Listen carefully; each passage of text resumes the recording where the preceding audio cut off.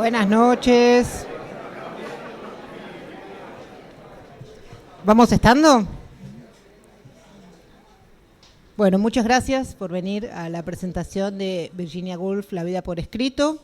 Y antes de empezar, vamos a decir unas palabras, pero no yo, sino la autora, que va a contar un poquito sobre un video que vamos a ver como calentamiento. Buenas tardes a todos. Vamos a ver ahora un video que va a comenzar con un poquito de sonido, pero que después va a seguir mientras nosotras conversamos y va a durar lo que dure. El video es el resultado de un viaje del 2007 a Londres, en un momento un poco especial porque acababa de estallar una bomba y yo había arrastrado a mi familia que no querían ir a Londres, así me sentía un poco perseguida por lo que había hecho con tal de conocer las casas de Virginia Woolf. Así que hice parte del recorrido en Londres, las casas de Bloomsbury, la casa natal, los lugares donde jugaba, y el recorrido Mrs. Dalloway, porque Mrs. Dalloway es un día en Londres, ¿no? Entonces, ese recorrido. Pero no me animé a dejarlos solos todo un día, a tomarme un tren para ir a la Monk's House. Entonces hay un video, finalmente, de esa casa, que es la casa de campo, que no estaba precisamente en Londres, con lo que se termina el video, que va a durar un tiempo mientras nosotras hablamos y solamente el principio tiene sonido. Bueno, entonces vemos el video y después empezamos.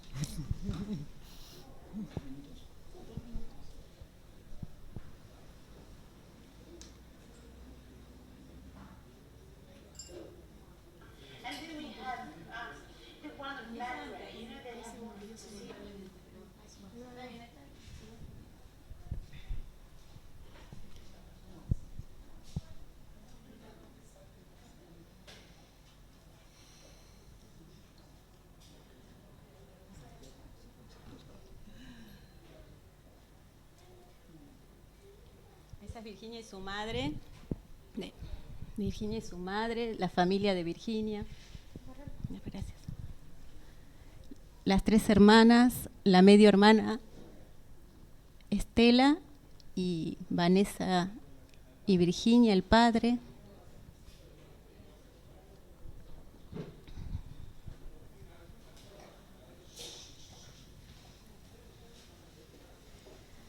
Ahora ya entramos a la casa.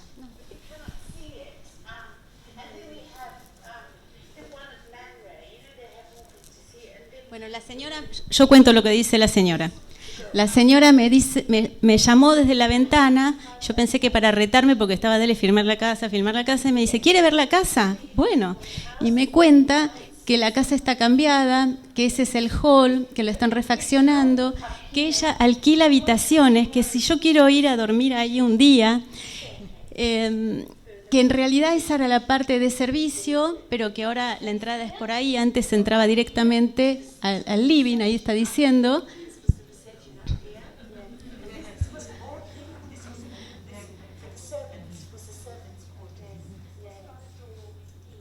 Y ahí me muestra unas postales que había hecho una amiga de ella norteamericana, que por supuesto me las vendió, no me estafó la señora, me las cobró baratas.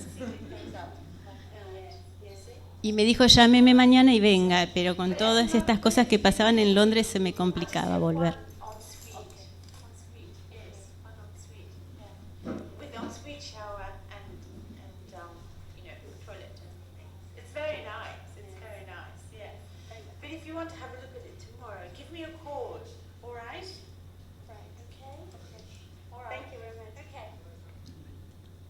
Bueno, y ahora ya sí se acaba el sonido, así que sigamos. Bueno, vamos a presentar este libro, la escritora Silvia Iparraguirre y yo, que soy periodista, me llamo Patricia Kolesnikov, así que voy a empezar contándoles un poquito e introduciendo a las señoras.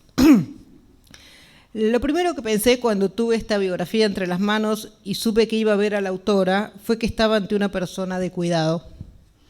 Nadie que no estuviera un poco loco, que no fuera bastante obsesivo, que no se sintiera muy comprometido podía meterse en la vida de otro con tal nivel de detalle. Me imaginé el lugar de trabajo de Irene como el cuarto de un psicópata de película estadounidense, con las paredes forradas de fotos de Virginia Woolf, paneles de corcho con fotocopias de libros antiguos cortadas y marcadas, grandes pizarras blancas con croquis, flechas, palabras enlazadas. Avancé por esas páginas y me lo sigo imaginando igual. Y si me imagino el estudio de la autora como una central de inteligencia, me siento en el libro como en un living. Digo, como en uno de esos enormes livings de las mansiones. No necesito contarles a quienes están acá que Irene Tschickier-Bauer hizo un enorme trabajo de investigación sobre la vida de Virginia Woolf, que nació en 1882 y murió en 1941. Entramos a la obra por un retrato familiar en el que hay mujeres muy hermosas, un antepasado expulsado de la corte de Luis XVI por sus relaciones peligrosas, otra que se casa con el embustero más grande de la India, quien bebió hasta morir y fue enviado a la patria en un tonel de alcohol que al estallar arrojó el cadáver no embotellado ante los ojos de su viuda, y locos, hombres y mujeres que enloquecen por todos lados. La escritura, las ideas, las amistades, las convenciones sociales, los amores se cruzan en el texto de Irene. Desconfíen de la minuciosa descripción de cada capítulo.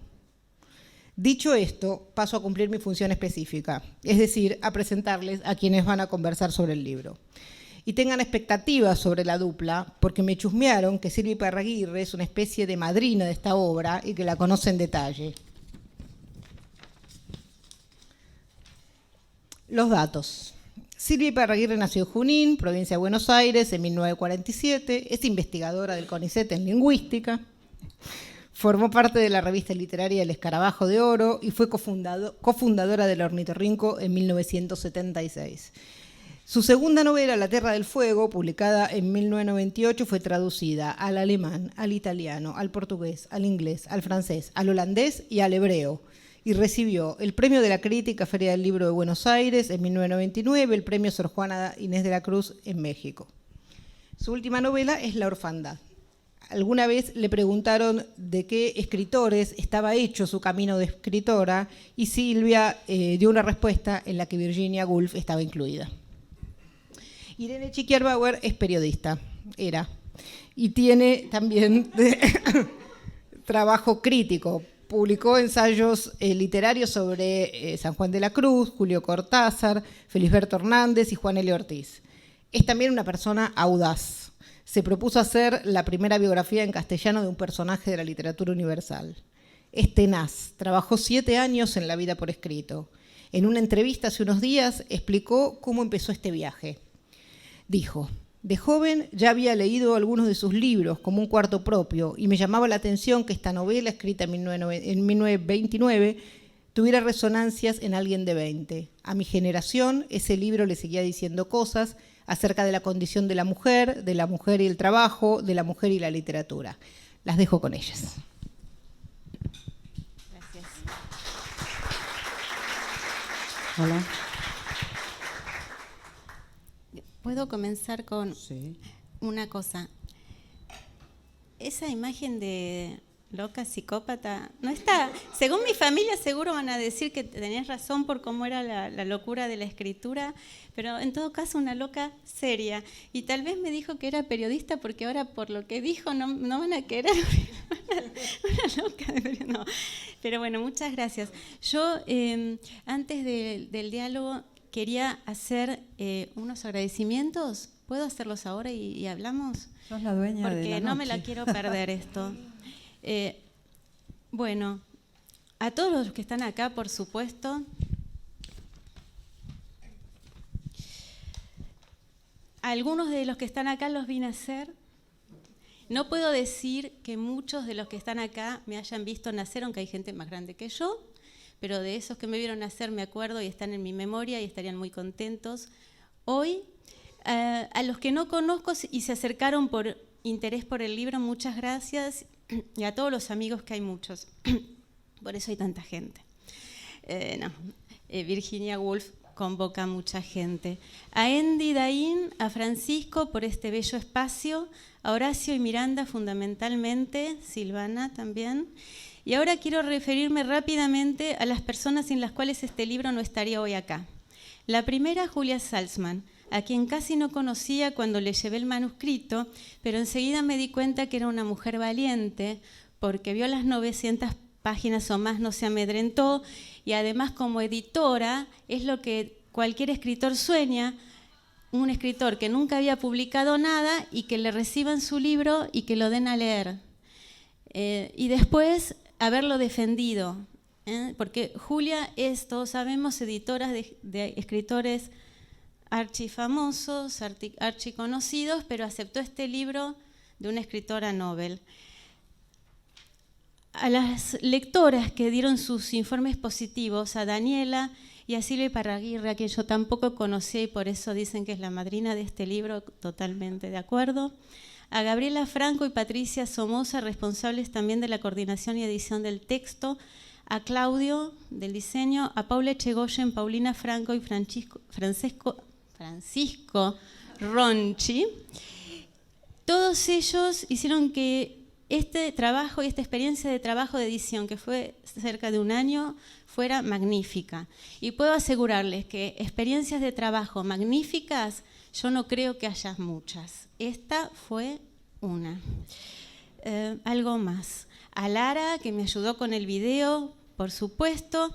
Y hay 3 personas, y ya con esto termino, a las que quiero agradecerles porque me acompañaron durante todo este proyecto. Y si pensaban que estaba loca, al menos dijeron, bueno, apoyémosla igualmente. La primera lectora, Mónica Pluese, con todas sus sugerencias y toda su paciencia y todo lo que hablábamos por teléfonos cuando mi ánimo decaía mientras la biografía aumentaba en páginas y en inmersión de trabajo.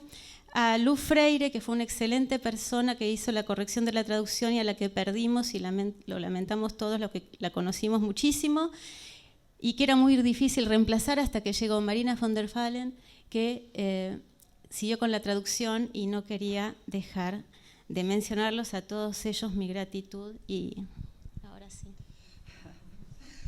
Bueno.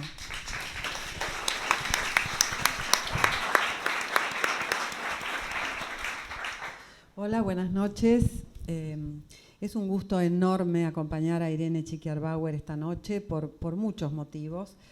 Pero lo voy a decir ya sin preámbulos, después voy a explicar por qué, me voy a justificar. Este es un libro extraordinario. Yo creo que es la mejor biografía que ha salido en la Argentina sobre un escritor, sea argentino o extranjero. Es un trabajo notable, un esfuerzo intelectual sostenido y tenaz, y una percepción y sutileza femeninas potenciadas al máximo para ver la figura complejísima de Virginia Woolf. Yo me imaginaba una escena muy woolfiana, muy wolfiana o virginiana. Me imaginé por un momento recorriendo las librerías de Buenos Aires, desprevenida, sin saber nada, y de pronto me encuentro en las mesas donde uno encuentra un poco de todo, un poco alicaído el ambiente, lo noto, donde se publica de todo un poco, una melange, toparme de pronto con Virginia Woolf, La vida por escrito. No es un secreto que soy una devota lectora desde siempre de Virginia Woolf, o sea que me hubiera ido de cabeza. Y imagino que el nombre de Irene no me hubiera dado muchas pistas, aunque conozco el nombre Bauer, como todos, ¿no? Pero Irene Txiki-Arbauer tal vez me hubiera remitido al mundo anglosajón o norteamericano o de alguna parte, y cuando hubiera abierto la solapa y hubiera visto esta preciosa mujer, que es argentina, que se formó en la Universidad de San Martín, sinceramente me hubiera dado una sorpresa como me dio el día que me llamó Julia Salzman para contarme de este libro. Una sincera y genuina sorpresa y un sincero y genuino orgullo, pero no un orgullo patriotero absurdo, sino un orgullo de que alguien se hubiera tomado el tremendo trabajo intelectual que supone encararse con la vida de Virginia Woolf. Ahora voy a explicar por qué para mí es extraordinaria esta biografía y por qué va a ser, como le dije en un mail cuando la tuve en mis manos a Irene, que le va a dar muchas satisfacciones, que va a ser traducida y va a ser de consulta. ¿Por qué? Porque el género biográfico, primero, perdón, antes de seguir, porque estas cosas no hay que dejarlas. Yo felicito a Julia Salzman, a Gaby Franco, a todas las chicas que están detrás. Primero, a la valentía real de Julia de plantear Todos sabemos más o menos los que publicamos libros, podemos sospechar cómo se manejan las cuestiones editoriales, sobre todo cuando se trata de una edición costosa. Son editoriales españolas que tienen acá su sucursal hace muchísimos años y que nuestros editores argentinos defienden muchísimo a los escritores argentinos que publicamos ahí. Entonces, la percepción de Julia como editora, que viene asentándose desde hace muchísimos años, es una gran editora, se lo digo a ella que está acá sentada, lo digo siempre, lo digo en otro lado, lo digo aunque yo publicara en otra editorial. Entonces tuvo la percepción editorial, y es una lectora extraordinaria, de ver que esto era realmente un salto enorme editorial. O sea, se van a felicitar en un futuro de tener esta biografía. No hay acá un trabajo igual, lo digo con conocimiento de causa. En mi biblioteca hay 4 biografías de Virginia Woolf, ninguna es argentina, naturalmente, pero que es como un trabajo que da la posibilidad de ver cómo se trabaja una biografía, porque, digamos, ¿cuáles son? ¿Por qué es extraordinario? Que sería una palabra vacía. Por las dificultades que entraña toda biografía. El género biografía está construido en base a una paradoja, a una imposibilidad, que es llegar a conocer a otro. Borges dice que esa paradoja consiste en que una persona nos cuente de otra acerca de los recuerdos y experiencias de un tercero, y que sobre esa paradoja se construye la biografía. La biografía está hecha también de una enorme generosidad del biógrafo, es decir, es una persona que acá, como dijo Irene, toma 7 años de su vida para dedicarla a otra, en este caso a una mujer como Virginia Woolf, compleja como ser humano, complejísima como escritora. Esa es una de las dificultades, tratar con la ilusión de que vas a poder llegar a otro, sabiendo que Laura, el misterio, o usando una palabra que le gustaría más a Virginia Woolf, el secreto de esa persona no va a ser nunca revelado. Nos podemos aproximar. Esta biografía da una medida de una aproximación extraordinaria a Virginia Woolf. Esa es una dificultad del género que sortea maravillosamente bien Irene y además que plantea en la primera parte. Ella sale al cruce del lector y le explica. Pero esa imposibilidad está justamente, y eso me dio una pista, en el acápite que elige, por supuesto, de Virginia Woolf para esta edición. Y dice: la verdad es que no se puede escribir directamente acerca del alma. Al mirarla se desvanece. Es de Virginia Woolf. Y por supuesto que cualquier ser humano, cuando nos aproximamos, hay una última cuestión que se desvanece. Es la inteligencia, percepción, sutileza del biógrafo acercarse a su biografiado. Tiene esta particularidad. Por ejemplo, yo tengo muchas, es un género que me gusta mucho. Posiblemente, para dar otro ejemplo, no haya escritor sobre el que se sepa más de lo que hizo día a día que Poe.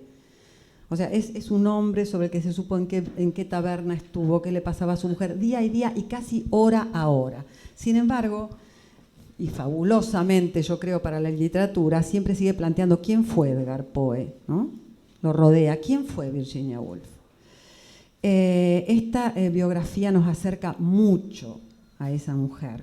La otra dificultad del género es el tema de que el género trae puesto una condición, que es la condición de la cronología. Tenemos que salir de un nacimiento y terminar en una muerte. No es el caso de la novela, que uno puede apelar al flashback, a la ida y vuelta, a los recursos formales que da la ficción. Hay que atenerse a un devenir, a una cronología, y esa imposibilidad, Irene la sortea de una manera extraordinaria, haciendo una doble parte que para mí funciona formalmente de una manera buenísima, que es la primera parte, la de la infancia de Virginia, donde en esta casa del 22 Park Gate, que transcurre en medio de su familia hasta la muerte de sus padres, esa es toda una primera parte. La segunda parte, al correr de los años, va año por año. Después de la muerte del padre empieza 1904, 1905 hasta 1941, que es su muerte. Esto produce un gran orden, en una, digamos, yo creo muchísimo en el orden formal, en cuando un escritor encuentra la forma de transmitir lo que tiene que transmitir. Y este es un orden, creo que cabe perfectamente para todo lo que hay que decir. Finalmente, antes de, ya voy a ella, pero hay una dificultad enorme en Virginia Woolf, que se trata no solamente de leer los actos de una vida, sino de leer toda la enorme cantidad de escritura acerca de esos actos. Yo no sé, y mis preguntas ahora van a ir hacia ese lado. Virginia Woolf tiene novelas, una obra de teatro, diarios, 3.000 cartas que se conocen, un epistolario gigantesco. Pero a esa ingente masa de escritura hay que sumar que Virginia Woolf fue, sobre todo, una mujer gregaria, de grupo, vivió siempre rodeada de su familia, es decir, había algo en ella, sin duda, que le indicaba que necesitaba la contención, y vivió hasta sus 21 años en la casa familiar, donde había muchísimo, porque sus padres eran 2 viudos que aportaron al matrimonio hijos, había sus propios hermanos, sus hermanastros, luego la cantidad de amigos que toda su vida la acompañaron. Entonces no solamente tenemos un hecho en la vida de Virginia Woolf, sino lo que opinaba todo el entorno de Virginia Woolf, que sabía perfectamente que era una mujer genial y cuyos actos tenían un reflejo inmediato en cada uno de sus personas cercanas. Entonces, no solamente tenemos los actos que cuenta una biografía, sino lo que la propia Virginia dice de sus actos en su diario, lo que le escribe a sus múltiples interlocutores en sus cartas, lo que ellos entre sí dicen de Virginia. Porque, por ejemplo, Vanessa, su hermana, le puede escribir a Lytton Strachey diciéndole: mirá, me preocupa Virginia por tal y cual cosa. O sea que sobre cada acto hay múltiples lecturas. Esa es una cosa que maneja Irene, y a la que se refirió Patricia, de una manera extraordinaria. ¿Por qué? Porque se acerca como por un zoom y busca en toda esta masa las palabras, las citas que nos van a iluminar acerca de qué ocurrió alrededor de ese acto, de ese hecho, y sea ya las cuestiones completamente conflictivas de esta biografía, sus crisis bipolares, o no sé qué nombre tendrían hoy realmente clínicos, la locura que las echó, su bisexualidad o heterosexualidad o homosexualidad lésbica, la relación con su marido, extraordinaria relación con Leonard Woolf, o sea, todo esto, la relación con su hermana, que fue notabilísima relación de hermanas, todos estos hechos, tanto los críticos de una vida, los extremos, como los más minuciosos y mínimos, están realmente focalizados con un talento de narradora que tiene Irene extraordinario. Así que yo por eso agradezco como lectora de Virginia Woolf esta extraordinaria biografía, les agradezco a los editores, y ahora, explicando por qué creo que es una cosa, un hito, voy a pasar a preguntarle, nada más. Voy a las preguntas.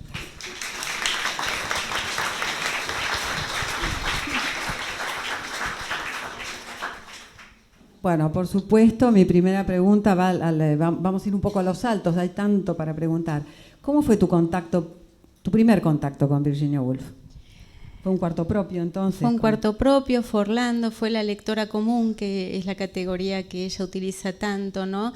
Un lector que lo que le gusta es leer, un lector que los que después nos formamos en la universidad, porque bueno, además de San Martín, viste que estoy en La Plata también, o sea que me pongo a estudiar y sigo estudiando, entonces uno tiene que presentar papelitos, congresos, esto, y le gusta el trabajo que hace, pero a veces lo que pierde esa cosa de la lectura por placer y relajada que uno tiene cuando es muy joven o cuando no se dedica profesionalmente, digamos, a la academia o a la universidad o a estas cosas. Entonces, en esa época yo leí un cuarto propio que sentía que tenía mucho que decirme, no entendía mucho por qué una mujer que lo escribía en 1928, 1929, todavía hace 20 años a mí me resonaba lo que ella decía acerca, como dijo Patricia, de la mujer y la novela, la mujer y el trabajo, la mujer... Bueno, después Orlando, que me parece un libro que da para el feminismo postestructuralista, no sé, es como que adelantadísimo porque trata la historia de un muchacho que de repente se convierte en mujer y atraviesa la temporalidad inglesa, y al haber atravesado, digamos, ser hombre, ser mujer, ve las cosas con mucho humor, ¿no? Es genial, Orlando. Y pasaron los años y un día encuentro en una librería, esas son las cosas maravillosas cuando los libros a veces están de oferta y son muy lindos, un libro con muchas fotos de la relación de Virginia, y yo no sabía que su hermana era pintora, Vanessa Bell. Entonces lo compré y lo dejé en la pila que uno deja hasta que finalmente lo leí. Me encantó esa relación, me pareció interesantísimo y quise ver ahora sí las biografías que se habían escrito en castellano sobre Virginia Woolf, las primeras en castellano. Y ahí me encuentro con un libro de la década del 70, escrito por su sobrino, que sería la versión autorizada de la vida de Virginia. Entonces, me parecía muy interesante como testimonio de primera mano, pero por otro lado decía, este hombre me está dando la visión de lo que la familia quería que nosotros sepamos o veamos a Virginia, la cristaliza de alguna manera, crea un mito, como todas las familias, como lo hacemos todos, ¿no? Que ponemos roles a la gente, y a veces otros que vienen de afuera dicen, no, pero ella no es como dice tal o cual, y la misma persona puede decir, no, yo no soy como dice mi hermana, que soy, que no sé.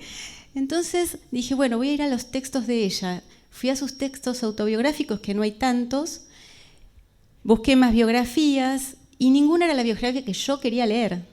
Entonces dije, claro, y a ver si me pongo a escribir la biografía que yo quiero leer, porque además leí los textos donde ella, que era una ensayista de lujo, hay 6 tomos gorditos de ensayos de las cosas que ella publicaba en periódicos y los trabajos de toda una vida, donde teoriza mucho acerca de la biografía, porque la biografía es un género que a los ingleses les apasiona. Por eso todo el mundo me dice, esta parece, ¿no? Lo que, claro. Bueno, y también es el desafío.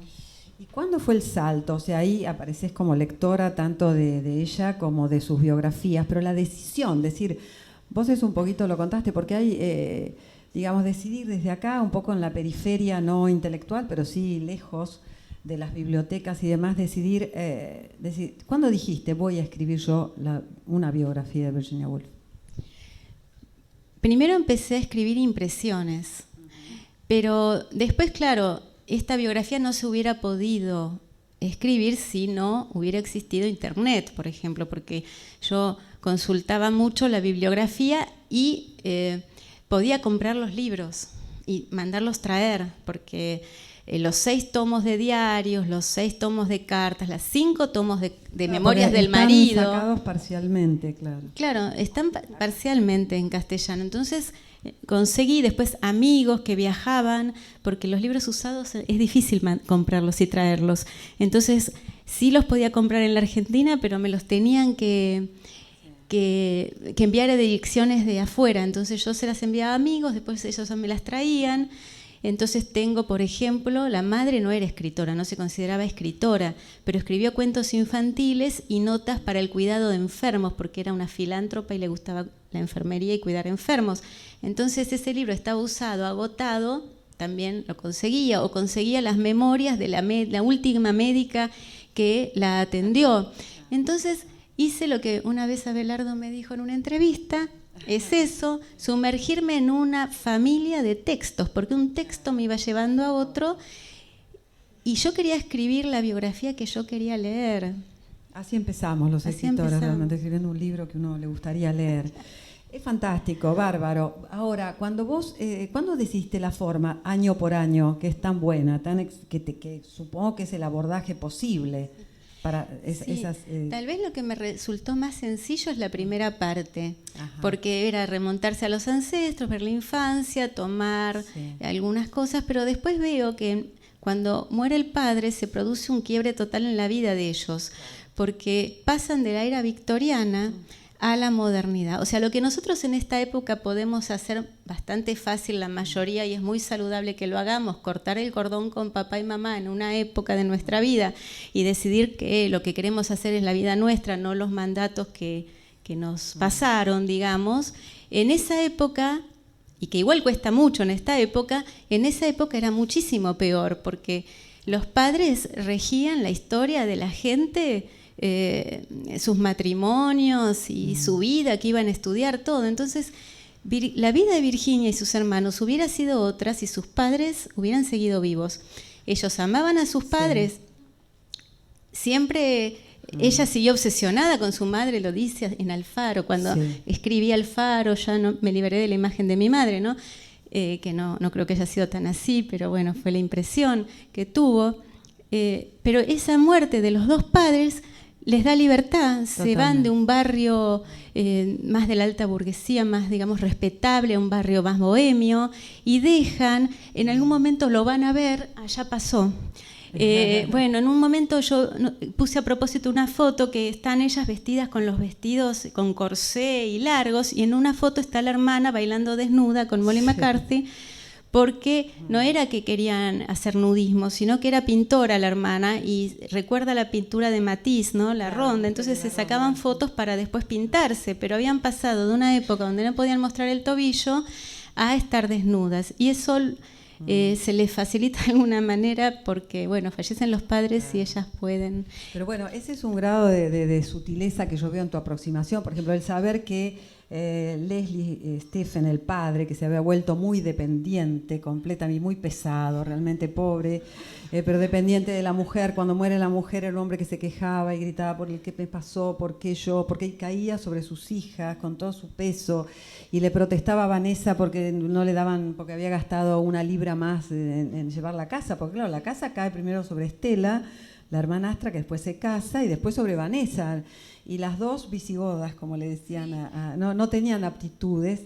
Entonces, eso que vos decís, que Leslie, además de estar enfermo, naturalmente, presintió que no iba a poder seguir cayendo sobre sus hijas porque Vanessa se iba. Sí, Vanessa era rebelde y no lo iba a dejar. Rebelde, claro. Y solamente sacrificando a Virginia, él iba a poder seguir teniendo esta vida de dependencia con las mujeres. Y en un punto es un acto de generosidad. Es un acto de generosidad. Y eso, claro, pero está marcado así. O sea, me gusta esa perspicacia tuya con una prosa muy tranquila para mostrar esos pequeños claroscuros. ¿Viste? Lo mismo cómo está tan bien tratado el momento en que Vanessa Bell tiene su primer bebé, su primer hijo, cómo Virginia se siente desplazada y cómo es ese sentimiento tan dual, tan complicado. Vos lo maltratás con una, además de una sutileza, una delicadeza extraordinaria, viendo, porque además Virginia cae en una relación un poco perversa con su propio cuñado, o sea, se sienten como exiliados del amor de su hermana, entonces hacen como una confabulación, un flirt que duró 2 años. Qué bien que está hecho eso, pero vuelvo a lo que decías anteriormente, el tema de la época, estas mujeres, porque claro, es la época además que condenó a Oscar Wilde a la cárcel de Reading, estas dos mujeres extraordinarias que pegan ese salto a la muerte de los padres, ¿no? ¿Cómo viste eso vos como mujer, como biógrafa, ese salto que no solamente es de barrio, ¿no es cierto?, sino que es... Virginia lo dice en un momento, ella la muerte la madre en 1895, ella es muy chiquita, y la muerte del padre en 1904, y ella ubica, dice, el carácter humano cambió en 1910. Pero ¿por qué lo dice? Porque están en contacto con los pintores, con los postimpresionistas por medio de su hermana, hacen algo totalmente delirante que en esta época no se entiende, se disfrazan como de árabes, se pintan la cara con betún y le mandan un telegrama a la Armada Británica diciendo que son una delegación de abisinos, y engañan a la Armada, se meten en un barco a la Armada y ninguno de los... No entiendo cómo no se dieron cuenta que estaban pintados, y había un primo de ella en el barco, o sea... Era muy evidente que eran ellos. Entonces esa cosa de burlarse del sistema imperialista, burlarse de las convenciones victorianas que las habían regido, es un cambio total. Y en el 1904 a 1941, la elección de año a año es porque ella comienza a escribir tantísimas cartas, sus amigos tienen conciencia de que es genial, por eso las guardan. Además de que los ingleses guardan cosas que nosotros acá en la Argentina no hacemos, y que nos cuesta mucho recuperar a la gente del pasado de la Argentina porque no se han guardado las cosas. pero ellos guardan, y la guardaban porque pensaban que esta mujer iba a ser genial. Entonces, el testimonio de los diarios y de las cartas en el día a día, en el proceso de la escritura, a mí lo que me interesaba, uno de los desafíos era ese justamente. Esta mujer es una maestra de la literatura y nos enseña todas y nos cuenta cuáles son sus dudas cuando va creando, cuál es el proceso de la escritura, y era lo que yo quería seguir día a día. Por eso me parecía que daba para día a día, era el desafío. La gente me decía, así no se escriben las biografías, yo no vi una biografía así. Dije, bueno, pero... No importa, la inventaste. Claro, hagámoslo, porque además sí, ella es la maestra, es la mujer que te manda todos los desafíos posibles. Y por otro lado, hay un mito, ¿no?, con Virginia, de esa frialdad de Virginia, que es... hay muchos mitos y versiones estereotipadas de lo que es Virginia Woolf. Cuando, por ejemplo, nace, vos decís, el sobrino, ella, como ya no puede competir con la hermana en cierto lugar del afecto que obviamente toma su hijo, escribe uno de sus primeros textos autobiográficos. Cuando ella siente que no puede competir en el amor con Vita, porque Vita es una lesbiana muy que demuestra su condición, no tiene ningún problema y tiene relaciones apasionadas con otras mujeres, y Virginia no va a sostener ese tipo de relación, y Vita en un punto la protege porque dice, no, con Virginia esto no, seguiremos siendo amigas, y son excelentes amigas. Ella ve que Vita se retira y escribe Orlando. Entonces era una mujer de profundos afectos que los volcaba de alguna manera después a la literatura, ¿no? Claro. Bueno, eso también nos lleva justamente ese vuelco de Virginia hacia la literatura, que era su salud, digamos. También está muy marcado sus crisis, que vos también, sus crisis de salud mental, que vos lo tratás muy, muy bien, que son las tres crisis, bueno, cuando muere la madre, cuando muere el padre y después de casarse, ¿no? ¿Cómo fue? ¿Consultaste? Porque en un momento mencionás la cuestión bipolar, que ahora tiene preeminencia, digamos, ese nombre, ¿no?, de trastorno bipolar, no en la época precisamente. Además, llevo esto a lo extraordinario trabajo que hacían Leonard Woolf y Virginia, porque hicieron un acuerdo para sacar las obras de Freud en esa época en Londres, ¿no? Era una cosa de avanzada. Pero bien, ¿cómo lidiaste con el tema que, discúlpame, es una de las marcas que tiene Virginia Woolf, como una es su homosexualidad supuesta o platónica, o como quiera, o bisexualidad, la otra es su enfermedad? ¿Cómo lidiaste con este tema? Sí, esos dos temas y el suicidio, ¿no? Son los temas así como... Bueno, respecto a la enfermedad, vos en la presentación al principio dijiste que esto es una aproximación y que uno no puede conocer del todo a nadie, como tampoco se puede conocer del todo a sí mismo. Y Virginia en Mrs. Dalloway lo dice, ¿no? Dice en un momento el personaje, yo no podría decir de tal persona que es esto o aquello porque tampoco lo puedo decir de mí. Pero el desafío en la vida es tratar de llegar a conocerse lo más posible, si no, ¿para qué estamos, no?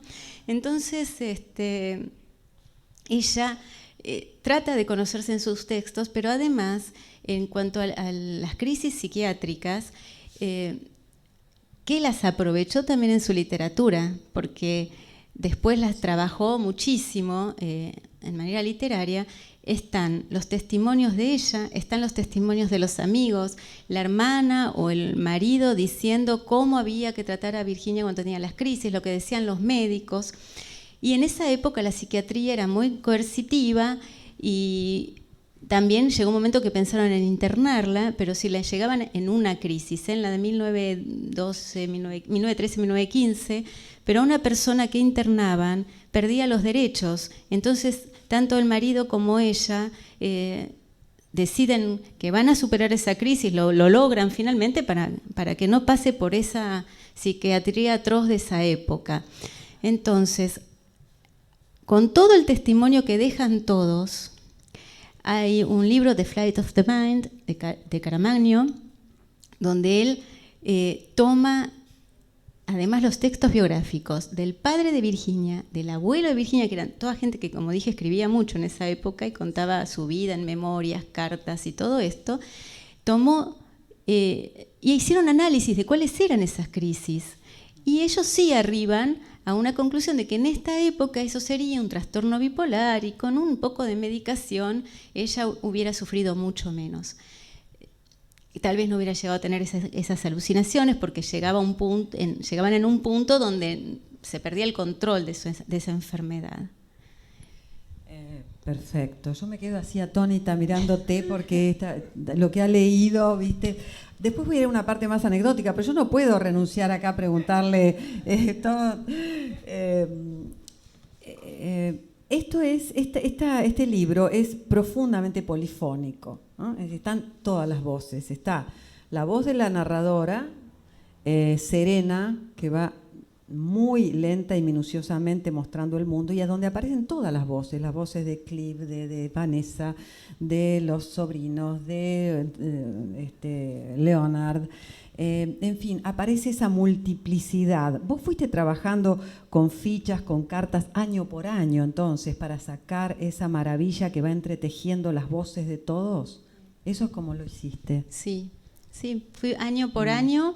Y además leí unas biografías inglesas académicas muy serias, entonces también dije, todo lo importante que esta gente dice a mí no se me puede pasar, pero lo voy a decir de otra manera, no como ellos, porque la biografía académica toma la vida por temas, dice matrimonio, guerra, sexualidad, ¿no? Y a mí me parecía que esa no era la biografía que yo quería leer y que quería contar. Me parece genial como una biografía académica donde un estudiante o un experto dice, a ver, tal tema, entonces va a la biografía y tiene el tema, pero la vida para mí era otra cosa, ¿no? Yo creo que ahí seguiste al pie de la letra la instrucción subliminal de Virginia Woolf que te estaba dictando, porque la biografía temática sí puede ser interesante, como vos bien decís, pero las grandes biografías de escritores, por ejemplo, recuerdo la de Geoffrey Hall sobre Flaubert, no tiene nada con temático, o sea, yo creo que lo que necesita un biógrafo es una clara noción de cómo organizar, una mente disciplinada, una enorme honestidad intelectual. Son cosas que vos tenés, pero se nota inmediatamente. Y además, bueno, gracias. No, Gracias. pero te digo porque las mejores biografías que he leído, una la de Geoffrey Hall sobre Flaubert, nada menos, no tiene una aproximación temática Flaubert, sino cronológica, es decir, desde la infancia, en el hospital, etcétera. ¿No? Y bueno, en cuanto a la polifonía, tenemos a Virginia, es una maestra de la polifonía. O sea, de no apresar la realidad como decir esto es, ni a las personas ni a la realidad. La realidad tiene múltiples aproximaciones, todos las tenemos. Y si nos quedamos con una aproximación, nos convertimos, creo que como personas, en gente bastante esquemática y dura. Entonces, por eso a mí me enseñó también esta literatura de Virginia, de tratar de tener múltiples aproximaciones, de ver, bueno, qué decía ella de esto, qué decía su marido, que tiene, no sé si lo dije, pero 5 tomos de memorias y son muy lindas y no están traducidas, sí. Qué decían los demás personajes de su entorno y también qué dijeron los estudiosos de la obra de Virginia posteriores. Por eso es como una montaña tremenda, porque solamente las memorias de Leonard Woolf, de 5 tomos en inglés, además es una pieza incuestionable, imprescindible, no puede... ¿Son chiquitas? No. Pero por Dios, qué modestia, ¿no? Bueno, pero las cartas, Vanessa, el epistolario, todo lo que dijeron. Además era gente que escribía muchísimo, se escribía muchísimo en esa época y además eran todos escritores o teóricos del arte como Roger Fry o Keynes, o economistas, o sea, todos tenían cosas para decir y las decían y se mandaban cartas constantemente. Entonces ese es un... a ver, te consulto algo para que cuentes. En la muerte de Virginia, para después pasar a cosas... a otro nivel de cosas. La muerte de Virginia, naturalmente, ella dice, ya no puedo más, he llegado, o sea, como que la culpa de la carga que significa para Leonard la supera, Yo creo que también, primero la muerte de su hermano en la guerra, eso fue una marca, y la muerte del sobrino, de los dos, ¿no? De Toby y del sobrino en la Guerra Civil Española. Y el bombardeo de Londres, creo que eso, en una entrada de su diario, para mí, modesta lectora de ella, creo que fue crucial, porque si había el único patriotismo que ella reconocía era el literario, ¿no? Ella se sentía orgullosa de la tierra donde habían escrito Chaucer, Shakespeare. Entonces, en la destrucción de Londres hay una entrada de ella que dice eso. ¿Vos sentís eso? ¿Pensás eso? Sí, yo creo que la muerte del sobrino, que era un joven, era la joven promesa de la familia, y era un idealista que se quiere ir a pelear a España a favor de la República siendo inglés, le recomiendan que vaya a conducir una ambulancia porque pensaron que iba a ser más sencillo no ir al frente, y aún así lo matan. Es algo muy terrible que reedita la muerte de su hermano a los 20 y pico años después de un viaje a Grecia y de una manera totalmente gratuita y triste de morir. Además de esto, el marido de Virginia era un activo político del Partido Laborista inglés, era judío. Todos los amigos de ella tenían la manera en la que pensaban que se iban a suicidar cuando los alemanes invadieran Inglaterra. Unos tenían cianuro, otros querían ir al garaje del auto y encender el auto y cerrar las puertas. O sea, todos pensaban la manera en que se iban a suicidar. En ese entorno, la hermana desesperada, o sea, ya no piensa demasiado en Virginia con lo que le pasó, Lennart activando muchísimo en política, también pensando que los alemanes llegaban, además que Inglaterra pierde la defensa, porque Inglaterra se ocupó de invadir y de ser imperialista hacia afuera, pero la primera vez que siente lo que es una guerra es cuando aparecen los aviones y bombardean y les destruyen la ciudad. Que la ciudad de Londres para Virginia es el patriotismo también, porque ella ama esa ciudad de Londres. Entonces entra en una crisis, la trata de ocultar, los demás no están tan atentos a lo que está pasando porque están con tantas preocupaciones, y cuando se dan cuenta es tarde, consultan con una médica joven que la admira y la adora, y que entonces no tiene un poder, un poco de autoridad sobre ella, y ella se les escapa de ese control a último momento que tratan de ejercer y toma la decisión de acabar con su vida. Porque cree que de esa crisis psiquiátrica seguramente empezó a escuchar voces otra vez y esas cosas, que de esa no iba a salir y que no quería infligirle a su familia y a su entorno. Irene, 7 años le dedicaste a este libro. ¿Qué pasó en tu vida durante esos 7 años? Vamos a lo anecdótico un poco. ¿Qué te pasó? ¿Por dónde anduviste, además de Inglaterra? ¿Por dónde estuviste? ¿Qué pasaba en tu vida personal? ¿Cómo manejaste este monstruito que iba creciendo? Así como decía Patricia, ¿tenías fotos pegadas con chinches como los asesinos seriales en tu casa? No, en un momento dejé el escritorio y ocupé la mesa del comedor, porque los libros ya no me alcanzaba el escritorio, entonces estaban todos en la mesa. Mi hija era chiquita cuando empecé a escribir y ella aprendió a leer. Entonces leía las letras, pero como veía muchos libros en inglés, las letras no le decían, las palabras esas no le decían mucho, porque inglés empezó a estudiar más tarde. Entonces se empezó a preocupar, ¿qué es esto? Explícame. ¿Y por qué siempre Virginia Woolf?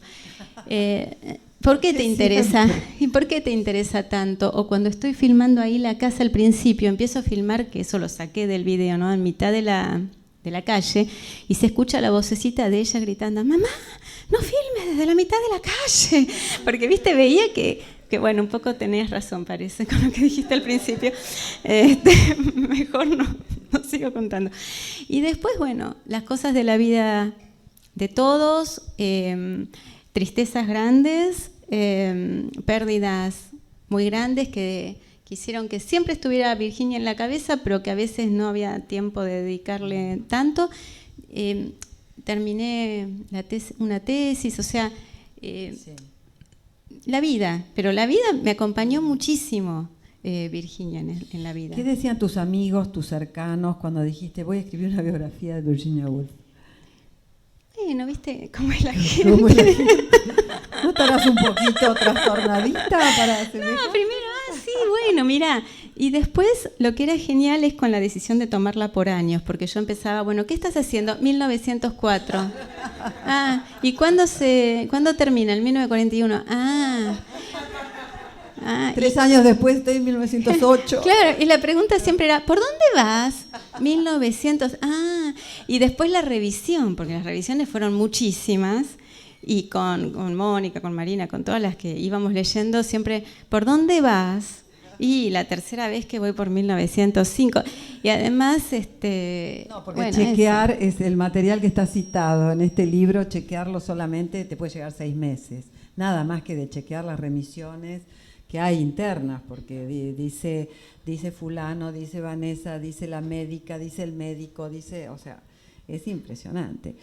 Yo seguiría preguntando hasta pasado mañana, pero supongo que a lo mejor hay alguien, ¿no? Patricia, ¿qué opinas? ¿Que quiere, o Patricia, o quieren intervenir, preguntar? No, una cosa que a mí me pasó leyendo el libro, editando el libro de Irene, ¿no? Que creo que es muy impactante y es una lectura que te lleva a reflexionar mucho hasta sobre tu propia vida, porque es muy impresionante cómo ella va acompañando el relato de los hechos, por supuesto, con todas las reflexiones de Virginia y de sus amigos, pero sobre todo las de ella, ¿no? Sobre sus propios actos, y cada uno de los actos de la vida de Virginia Woolf merece una reflexión, una consideración por parte de ella. Entonces, no sé, reflexiona sobre cómo organizar el tiempo en la vida cotidiana, sobre su trabajo, sobre las interrupciones que le provocan las llegadas de los amigos, sobre las relaciones con los empleados domésticos. Es un nivel de, no sé, de conciencia y de puesta en pregunta permanente de ella, ¿no? Entonces, creo que el libro, por lo menos a mí me produjo en la lectura eso de, no sé, me llevó a pensar en cada una de esas cosas en mi vida también, ¿no? Quiero decir, más allá de la vida de Virginia Woolf, ¿no? Y eso... Qué fantástico. No, Tiene un viso. a mí me resultó muy impactante cómo reflexionaba sobre todo, cada cosa que hacía, sobre las relaciones con sus hermanos, con su marido, con los amigos, con... Disculpame, vos fuiste una de las editoras del libro. Sí. Bueno, yo voy a decir una cosa, si vos lográs esto en un editor, bueno, porque es como cuando vas a un canal de televisión y el cameraman te está mirando atento a lo que decís, o sea, es que superaste un nivel ya de excelencia, pero claro, fantástico, porque por manos de ellos pasan cientos de libros. A mí me resultó así como, no sé, transformador, conmovedor, algo así, ¿no? Por decir, supongo que a vos, leyéndolo y escribiéndolo también, no sé, ¿no? Tu vida también pasa por un...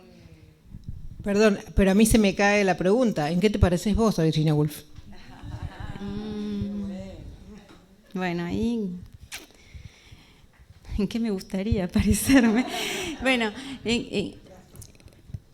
siempre, mi respeto hacia la literatura es reverencial. No sé, entonces... Como maestra de la literatura, me pasaba un poco leyendo las cosas de ella lo que decís, ¿no? Como esta mujer que tiene esta capacidad de trabajo y de reflexión sobre todas las cosas. Y una cosa que se va un poco tal vez de la pregunta, pero por ejemplo, vos dijiste que reflexiona acerca incluso de la relación con la gente que trabaja en su casa. Entonces también ahí se caen estereotipos de que vivía en la Torre de Cristal, de que no le importaba la realidad. Además de que el marido estaba en el Partido Laborista y ella ayudaba muchísimo y hacía reuniones en su casa y desconfiaba de ciertas cosas de la política, que me parece correcto, y casi todos acá desconfiaríamos de las mismas cosas. Pero ella, por ejemplo, dice, cuando tiene conflictos con su empleada doméstica, dice, ¿y qué se puede esperar si esta mujer está cocinando para que mi marido y yo en el living estemos dedicándonos a la literatura? O sea, tenía toda la conciencia de lo que es de estas cuestiones de clase, y en el final de la introducción, si lo pueden ver, esa frase que elijo de Virginia es muy a propósito, porque ella dice que ella se siente un pez en una corriente, como como una persona que está en una corriente, y que esa corriente es la historia, son las clases sociales, y que para explicar para explicarla, ella no sabe explicarse a sí misma en esa corriente. Y yo dije, bueno, pero eso el biógrafo sí lo tiene que hacer, porque nosotros tenemos otra perspectiva, tenemos la historia, y entonces sí podemos. ¿Y cómo la definirías? Si vos, ahora que ya hiciste todo el trabajo monumental, si tuvieras que decirlo en un párrafo, ¿cómo dirías que era Virginia Woolf? Escribiendo en un párrafo. Bueno, a mí me cuesta lo del párrafo, 900 páginas, y me pide un párrafo. Lo que me cuesta. Sinteticemos, Irene. Bueno. Tengo que poner un título, Irene. Sí, no, pero sí, como periodista hay que poner títulos, sí.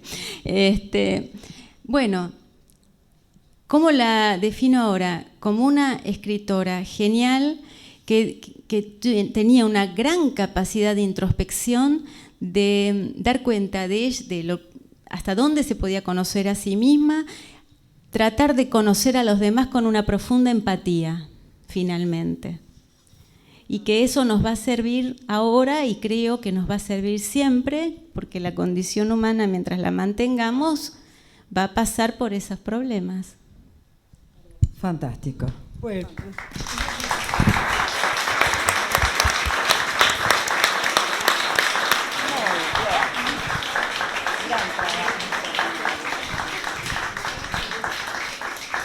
¿Alguna pregunta más del público presente?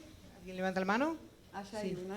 Yo preguntaría, como lector de biografía que soy, he recorrido el libro y he decidido que a partir de ahora llamarla Irene Woolf, porque creo que estamos asistiendo casi a una reencarnación. ¿Cuál va a ser, y aquí me dirijo un poco a sus editores, el impacto en Gran Bretaña cuando se traduzca al inglés? Porque cuando Victoria Ocampo hizo ese breve ensayo sobre Lawrence de Arabia, el hermano de Lawrence se sorprendió de la perspicacia y de la inteligencia de una mujer del fin del mundo, a quien no había conocido a su hermano, pero la perspicacia con que había tratado la personalidad de su hermano. Y yo creo que los ingleses van a sentir lo mismo cuando puedan leer en su idioma esta magistral y casi definitiva biografía. Muchas gracias.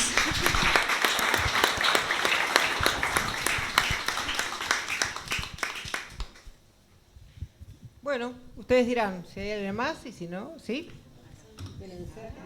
Me comprenden las generales de la ley, pero una duda que siempre tuve y lo conversé con Irene mientras lo pergeñaba este libro, es sobre en qué consideraba ella, nunca me dio la respuesta, por eso ahora la tengo acorralada, los aportes técnicos novedosos. Yo, que soy un devoto de Joyce, siempre le dije, el fluir de las conciencias de Joyce, ella se lo copió, Irene me decía que no. Eso es uno de los aspectos, y debe haber otros. Como yo no lo sé, ahora no tenés más remedio que contestarme. No esperaba otra cosa de vos. Además, espero que después de todo esto te dediques a leer el libro, porque él no lo leyó. Nunca pasó del primer capítulo. Porque decía, en serio, para tanto los ancestros hay que ocuparse de la... No, no es la temática de él, pero sí ha leído partes, no completo, pero bueno. Primero, la primera persona que trabaja con el fluir de conciencia, que es una categoría de James, de un psicólogo, es una mujer que se llama Dorothy Richardson, que escribe una novela en 7 tomos que Virginia lee y que incluso Virginia reseña para los diarios. Entonces era un tema que no estaba tratado con la maestría que obviamente lo trata Joyce, pero ya estaba. Y de alguna manera ya Virginia también lo venía trabajando en el cuarto de Jacob, o sea, era un tema que ella se venía aproximando. Entonces cuando Joyce logra esa maestría, le sucede algo, que es decir, un poco, bueno, me ganó de mano. Entonces, ese es el problema que ella tiene con Joyce, igual que Catherine Mansfield, ¿no? Es como que, Claro. que las dos lo leen. ¿Puedo? Claro, ella siente dos cosas con Joyce. Primero, que la Hogarth Press no acepta la edición de Joyce. Puede ser una excusa, pero puede ser la realidad, porque era una imprenta manual. O sea, editar Joyce en una imprenta manual debía ser un trabajo chino, francamente. Pero ella siente una cosa que un lector de Joyce, o soy también muy lectora de Joyce, puede sentir con toda naturalidad. Hay una procacidad en Joyce, hay una cuerda erótico, pornográfica con su mujer, hay un llevar al límite las cuestiones escatológicas, digamos. No olvidemos cómo empieza el Ulises, de un hombre sentado en un inodoro, un poquito más. Entonces, eso que ella misma dice que la sorprende, ella siente que es un gran libro, muy valioso, pero como lo siente en una sola cuerda, ¿no? Y además es natural, creo, perdóname la intromisión, de una época de la vanguardia de la novela contemporánea absoluta, los años 20 en Europa, donde se está dando vuelta todo, por supuesto también Faulkner en Estados Unidos, pero es natural que los que están tratando de cambiar el modo de narrar sientan o la competencia, o sientan me ganó de mano, o sientan es lo que yo quería hacer, pero yo lo voy a hacer hacia otro lugar. Y sobre todo Virginia lo lleva al plano femenino, sin que esto signifique, yo no creo en la literatura femenina y masculina, lo lleva a la introspección femenina como género, digamos, ¿no? Con una expansión tremenda. Pero ella sintió lo que dice Irene, o sea, me ganó de mano, este tipo está haciendo una cosa que yo estoy intentando hacer, ¿no? Además, Entre los dos. si en el libro está toda esa relación con Joyce, de Virginia, y lo que va pensando de tocar una misma cuerda y de la cuestión escatológica, todo eso está presente.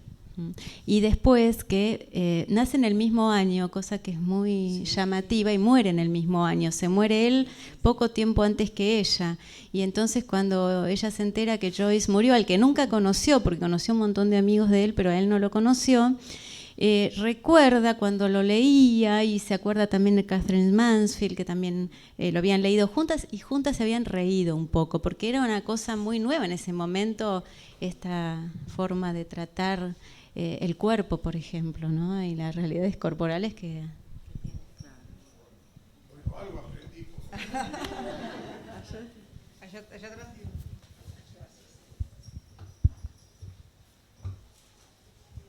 Yo no voy a hacer una confesión terrible.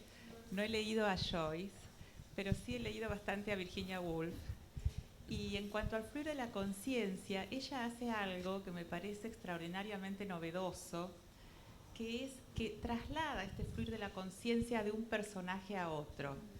Y en un mismo párrafo, incluso a veces en la mitad de la frase, por ejemplo en Miss Dalloway, estamos en la mente del amante de Miss Dalloway y en la palabra siguiente estamos en la cabeza de ella.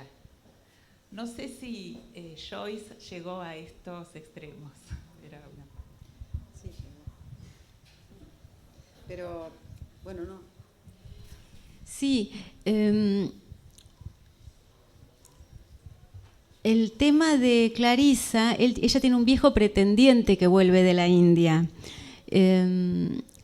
Está organizando una fiesta, sale a la mañana a caminar por ese Londres que vimos, termina en Bond Street, donde todavía se podía comprar pescado o flores, cosa que ahora no, porque vieron que empezaba con Cartier y toda esta historia.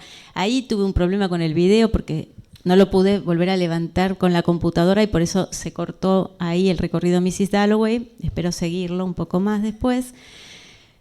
Pero está la relación con este viejo pretendiente, está la hija, está la institutriz de la hija, está el marido. Hay tantos personajes y todos estos personajes van a ser tratados desde esa manera, ¿no? Y finalmente Sally, que es la amiga de la juventud que reaparece en la fiesta. Vean Mrs. Dalloway con Vanessa Redgrave. ¿Puedo decirle algo al respecto de tu observación acerca de Joyce y Mrs. Dalloway? Vos sabés que Mrs. Dalloway para un escritor es capital, porque uno ve cómo resuelve Virginia Woolf el tema del paso de un personaje a otro y del tiempo. Si vos lo lees 2 o 3 veces o como me ha pasado a mí, das Mrs. Dalloway en un seminario o algo por el estilo, además de la pasión que me da ese tipo de escritura, pero vos ves que hay un mecanismo que ella lo resuelve fabulosamente. Es decir, hay un sonido exterior. Por ejemplo, Mrs. Dalloway está comprando flores, en la calle revienta un neumático de un coche y con ese sonido la conciencia, que es como amniótico, una cosa de ameba, ese fluir, esa conciencia múltiple, pasa a la persona que está en el auto. Ocurre una cosa también de sonido, los sonidos del Big Bang, y pasa, o sea, siempre hay un hecho externo que hace que esa conciencia protoplasmática se deslice hacia la conciencia de otro personaje. Es magistral, es una novela que para un escritor es una especie de cantero de resoluciones formales, ¿no? Claro, a eso me refería exactamente, para responder de alguna manera a la pregunta sobre las novedades que podía haber aportado Virginia Woolf con respecto a la literatura. En Ulises todo eso está. Hasta los caballos los hacen fluir. Sí, bueno. Acusaremos a Horacio preguntándole por qué año va. Esa hay que preguntarle a Molly Bloom, ¿no?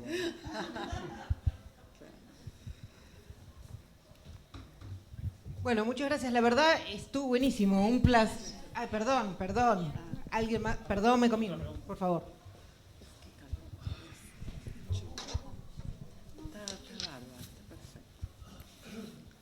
No, me había quedado pendiente porque levanté la mano antes. Por el tema de la escena del inodoro, que me parece que por ahí es oportuna para preguntarte a vos, que a mí me da intriga, que yo no sé si mal no recuerdo que el personaje se limpia con un cuento premiado, esa escena del Ulises. Y entonces esa cosa escatológica y tan violenta en un punto, es también como muy masculina, me parece.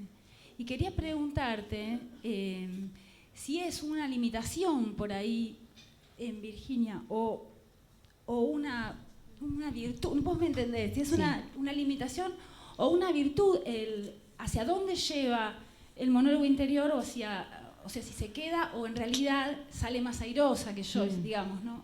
¿Por dónde lo mirás? Bueno, yo no me atrevería tanto porque además no soy especialista en Joyce, pero lo que entiendo perfectamente lo que querés decir, y hay un tema que Virginia en ninguna novela trata directamente, que es la sexualidad, por ejemplo. Pero todo lo que fuera sensaciones, eso, si a mí vos me dijiste qué es lo que me gustaría tener a mí o algo así, ¿no? De Virginia, o sea, tal vez eso, ¿no? Una posibilidad de captar el mundo exterior de las sensaciones, de ese ruido, por ejemplo, de los pájaros que pasa por otro lado, no pasa por la cuestión corporal, sino pasa por otro tipo de sensualidad, ¿no? Y creo que en eso sí, ella alcanza una maestría que... Sí, pero...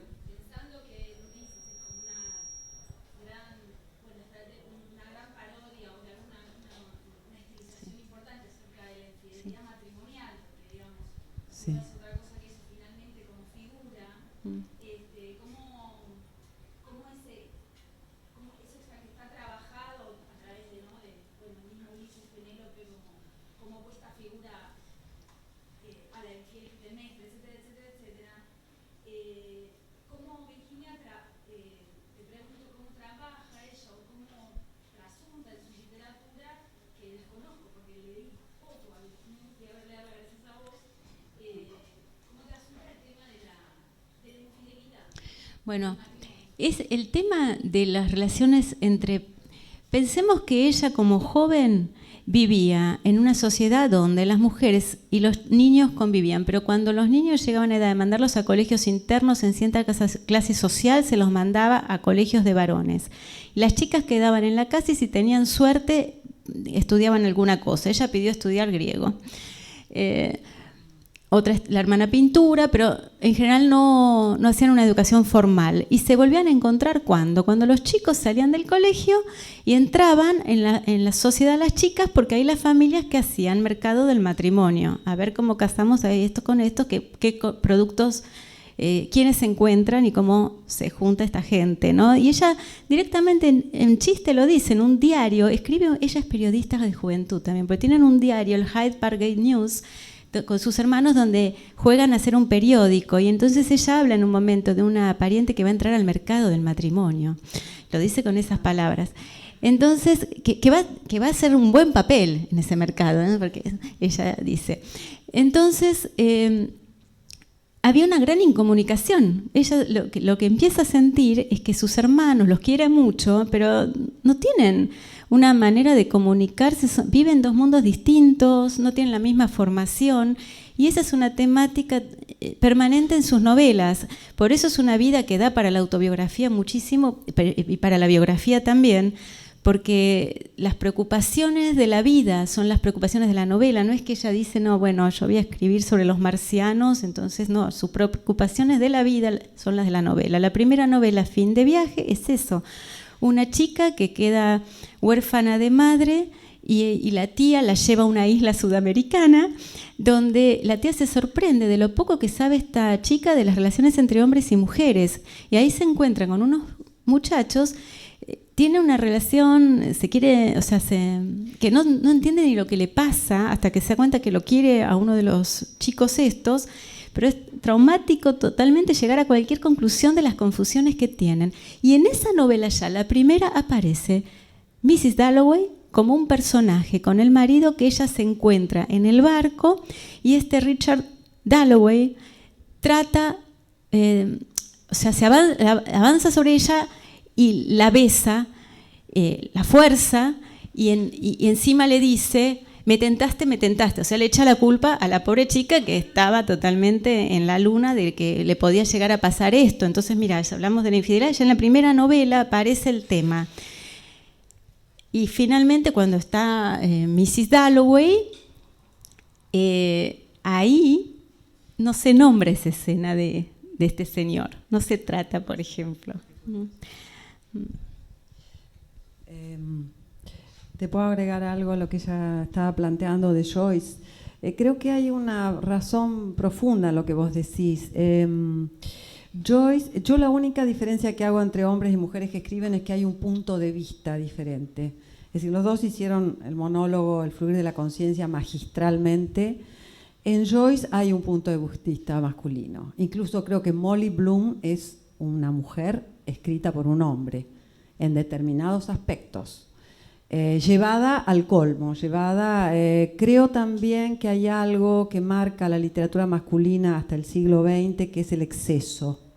Creo que el exceso sigue siendo masculino. El exceso de Moby Dick, el exceso de Bajo el volcán de Malcolm Lowry, son todos excesos. Es como si la mujer todavía no hubiera llegado al exceso, pero Virginia lo llevó a ese exceso en otro nivel. O sea, lo que está explicando perfectamente Irene, es decir, esa miríada de sensaciones.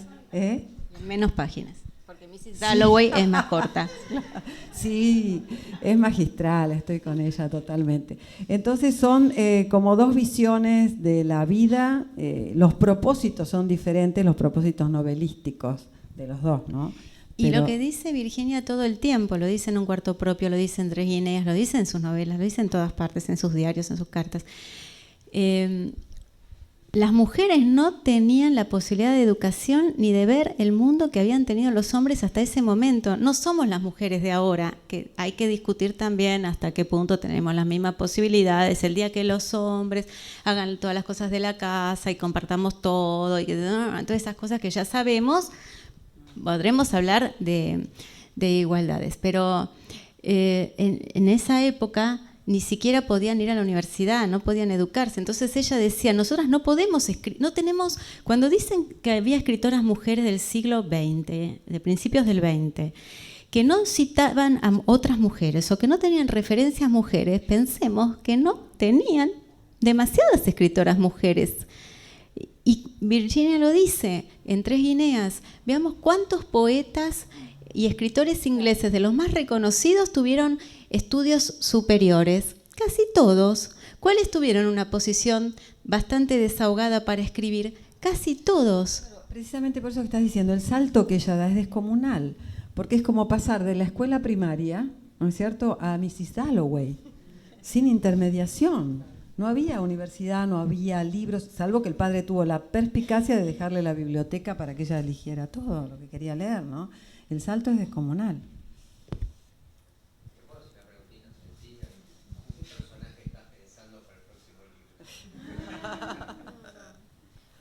Estoy trabajando algunas cosas, pero en realidad estoy trabajando Victoria Ocampo un poco en relación a Virginia Woolf, porque eso es lo que también te lleva Virginia. Nunca había pensado en Victoria, la había pensado como una señora de sociedad, que bueno, que... Y está la versión estereotipada también de esta señora Victoria, que le gusta coleccionar gente, que le gusta mostrarse con gente. Y vi otras cosas. Primero, que es Virginia la que le dice a Victoria, usted tiene que escribir su biografía. Y Victoria escribe 3 tomos de autobiografía, que los leí, estoy terminando el último, y 10 tomos de testimonios acerca de toda la gente que ella conoció en su carrera. Victoria tiene la grandeza de que en 1931 funda Sur y en el 34, ahí nomás, le pide obras a Virginia Woolf. O sea, nos estaba trayendo a la Argentina lo que estaba en ese momento en Londres. Es una representante de la alta burguesía argentina que no abandonó la cultura, cosa que, bueno, sabemos que no, que es excepcional. Una señora que dejó parte de su fortuna para estas cosas y que además es vista muchas veces como una señora que le gustaba coleccionar gente, como dije, de cierta soberbia, pero para mí tiene un acto que yo lo veo desde mi punto de vista de mucha humildad, mucha viveza, que es, por ejemplo, cuando la conoce a Virginia Woolf, ella no se puede presentar como una intelectual, porque Virginia es inglesa, sería divina Virginia, pero era inglesa, ¿y qué pensaba de nosotros entonces? Claro, entonces se reía un poco de esta sudamericana rastacuero, ¿no? Como llamaban. Entonces la llamaba la baronesa Ocampo y escribía Ocampo con K, riéndose un poco de Victoria. Entonces Victoria, ¿qué hace? Dice, esta mujer quiere ver a la salvaje de las Pampas y yo quiero sus libros, y va a tener a la salvaje de las Pampas. Entonces es inteligente, es humilde, consigue lo que quiere, es una buena editora. Se presenta como un personaje exótico, porque tanto Virginia Woolf como Victoria Ocampo habían leído a Darwin, y cómo Darwin había hablado de las mujeres argentinas, la belleza, y que parecían sirenas. Entonces Victoria dice, me presenté como, no me acuerdo la frase exacta, pero como la mitad sirena de no sé qué, con un vestido que tenía, no sé, unos brillitos, y además habló de la pampa, de los ombúes, de los indios, del ganado, y Virginia eso le disparaba lo que acabamos de decir, todas un montón de imágenes totalmente estrambóticas de mariposas que no sé qué hacían, y una casa blanca con mujeres vestidas en muselina, ¿no? Y conseguía los libros. Buenísimo.